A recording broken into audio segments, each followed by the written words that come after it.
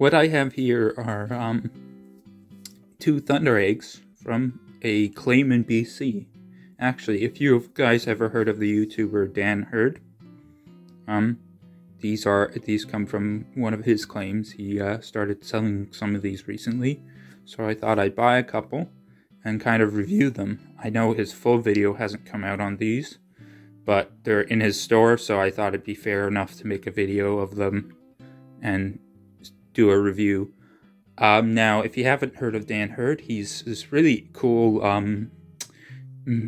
gold and mineral prospector YouTuber, and he has some pretty interesting videos. So I would definitely recommend checking him out. He's got some pretty cool stuff. Now, with Thundereggs, one of the main questions people usually have is, how do you know how to cut them? Now, sometimes it's pretty obvious, and actually I'll link a video down below that's helped me out a lot. It'll be in the description. It's a video by currently Rockhounding, another great rockhounding YouTuber. I'll link that video below, and he covers what you should look for and where you should cut. So usually, if they are there, what you want to look for is seam lines. Now this one has one, and this one I couldn't find any on. There's just too much cortexy material on the outside, kind of covering up where the seam lines might be. So I couldn't do anything with that. But you want to basically look for seam lines, and then what you want to do is you want to cut it in a way that it, the cut goes over each seam. So it cuts through each seam, and that will generally get you the best result. Also, another thing to note is actually with Thundereggs, I think currently Rockhounding mentioned this in his video, is that the way they form will often, you basically want to cut you want to cut the opposite of parallel. I can't think of the word. I'll put it up. But basically you want to cut opposite to the way it formed. So if it formed like this, you imagine, let's say it was a waterline Thunderegg, you'd get all these water lines filling up. So you don't want to cut parallel to the way it formed, because what's going to happen is you're just going to intersect one layer of that formation, so it's going to probably look very boring. So instead, if it formed sitting up like this and the layers and whatever happened formed this way, you want to cut it basically this way or like this way, depending on how the seams are. But yeah, I'll get to cutting these and I'll show you the final results.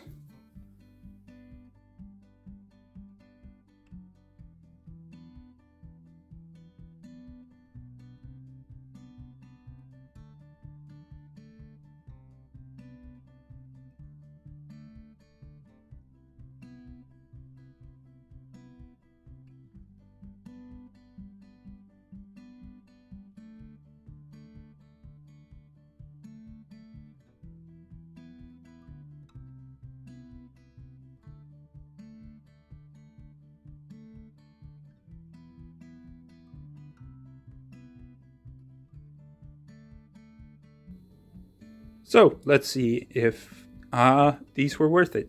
Now, of course, there are stipulations, like when I bought these, of course, they stipulated that not all of these Thundereggs that you buy off of them are guaranteed to have quartz or agate in it. Like that's the thing with Thundereggs. They're kind of a gamble, which is why some people find them so fun. And when you find something really amazing, it's a great payoff. It's the gambler's stone of the rockhounding world. Let's put it that way. But I'm now just gonna go into, was it worth it for me, for the price I paid and what I got. And I'll just be honest that way, even though I know it's a gamble. I was gambling and making a gamble on this. But anyways, let's see what the first one's like.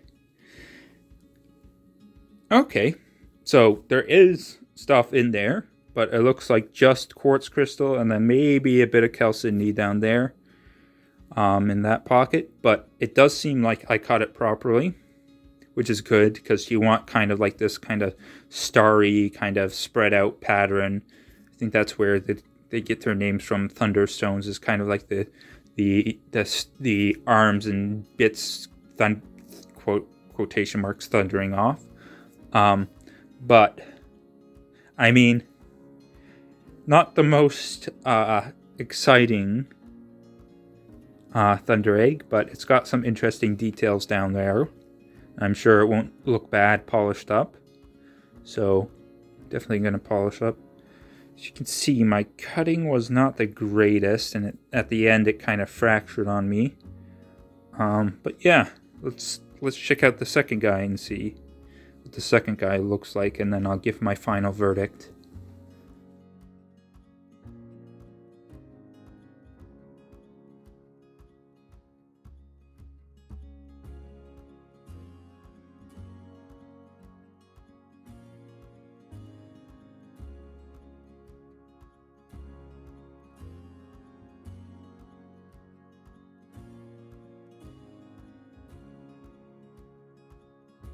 Here's the second guy.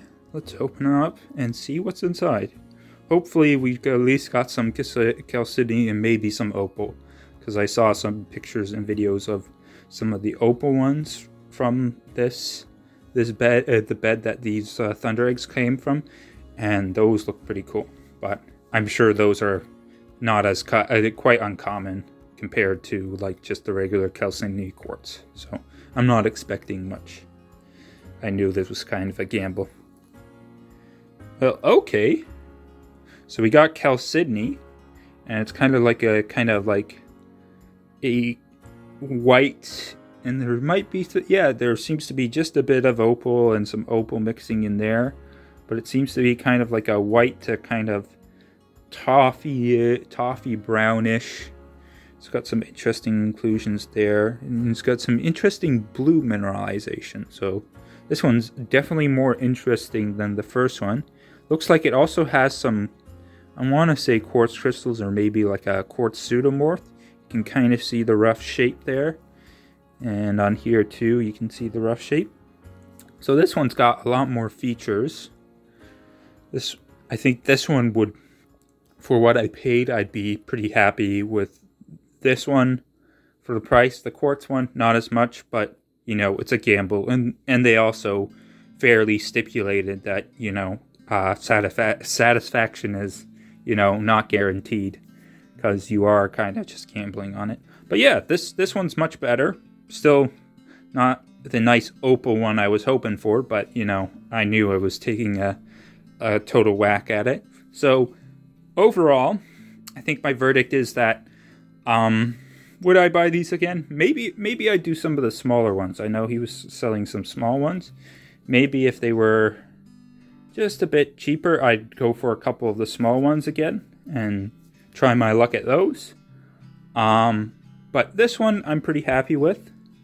I could have cut it a little bit better. It looks like I just cut it a little bit on the side, a little sideways. If I had cut a little more this way, started cutting this way a bit, and then kind of followed in, kind of came like that in, I think I would have gotten a better cut. Though the cut is not that bad, it is not too horrible, it's just, you know, I think I came in a little sideways. But I think this one would look good polished up. There is a bit of maybe that pseudomorph idea has some validity to it, because I think there's a little bit left over of a mystery mineral, maybe calcite or something in there. But yeah, overall, with this one, I'm pretty impressed. The quartz one, I mean, at least it had something in there. But overall, I think it went okay. I mean, would I pay the price I paid for these? Maybe, yeah. I mean, I do like Thundereggs, so I kind of like the gamble. But you shouldn't buy too many of these, is what I'll say. Unless you're specifically just a Thunder Egg collector, then maybe I would say it's more valid, since you're not going to be spending money on any other types of minerals or any other part of the hobby. But yeah, I think I'm pretty happy with these. Though the quartz ones were the quartz one is a little disappointing. But what can you say? It was a gamble. But actually, now that we got to that, I'd be interesting to know actually the statistical chance of A, it having like quartz Sydney, and then B, having opal in it. I'd love to see the statistics on that, but I know sellers don't do that, because then that'd probably scare away people, because it's probably a low chance that you get really, really nice ones with all things in the mineral world. So sellers don't kind of advertise that, but I'm sure that's an interesting discussion to have down there. I'd love to hear your thoughts on it, and I'd love to hear which ones you like the most, which of the two Thunder Eggs you like the most in the comments. And I thank you guys for watching, and I'll see you guys in the next video.